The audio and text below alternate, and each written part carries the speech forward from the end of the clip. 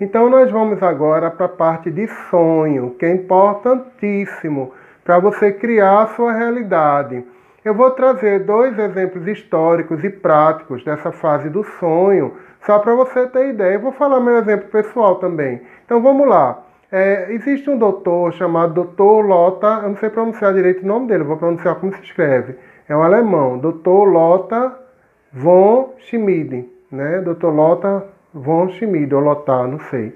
Mas aí a questão é o seguinte, esse grande cientista foi um grande engenheiro e elétrico, e ele estava na Segunda Guerra Mundial, ele era alemão, foi preso pelos russos e estava no campo de concentração da Rússia, no campo de carvão, onde ele tinha que trabalhar para produzir carvão.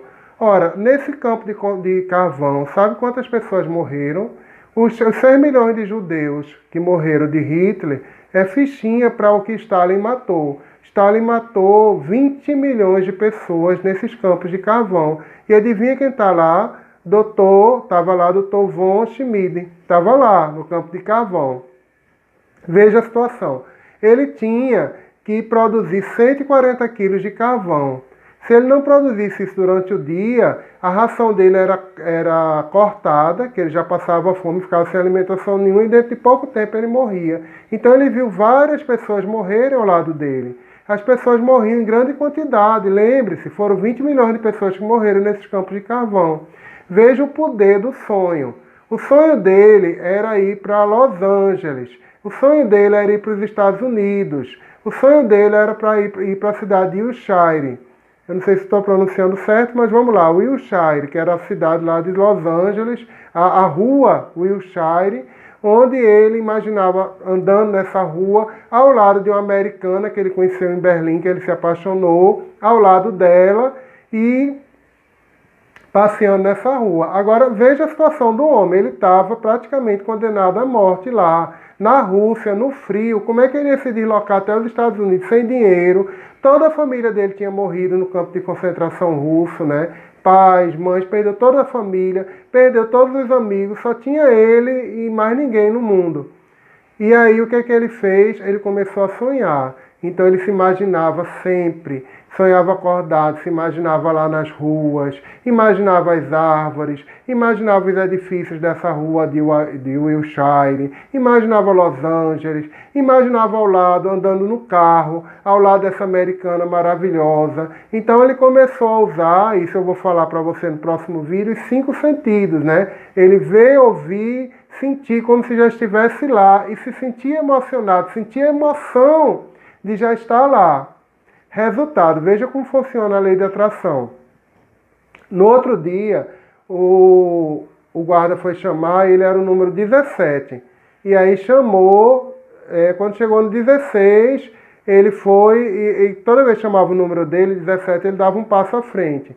Então o guarda foi resolver não sei o que, quando voltou o guarda chamou o 17, mas chamou outro prisioneiro que deu um passo à frente. E ele ficou entre o 16 e o 17, ou seja, ele se tornou invisível. Então daqui que descobrisse o engano, ele tinha alguns dias para conseguir ficar invisível. E foi o que ele fez. De noite ele desapareceu e praticamente ele não foi contado, como eram muitos prisioneiros, ele ficou desaparecido ali, não foi contado, não foi percebido, porque eles eram só um número, ninguém tinha um nome, ele era o número 17, e o número 17 ficou sendo o companheiro do lado. Então ele sumiu de noite, entrou pela mata, passou 24 horas dentro da mata se alimentando de animais selvagens. Depois ele conseguiu andar até a Polônia. Na Polônia ele entrou foi toda uma aventura, né? Entrou no trem de carga de carvão e conseguiu chegar até a Suíça. Na Suíça ele foi acolhido, ficou no hotel lá, no Hotel Palace. Lá ele conheceu um casal de americanos. Adivinha de onde esse casal eles eram? Fez amizade com ele, adivinha de que lugar eles eram? De Los Angeles.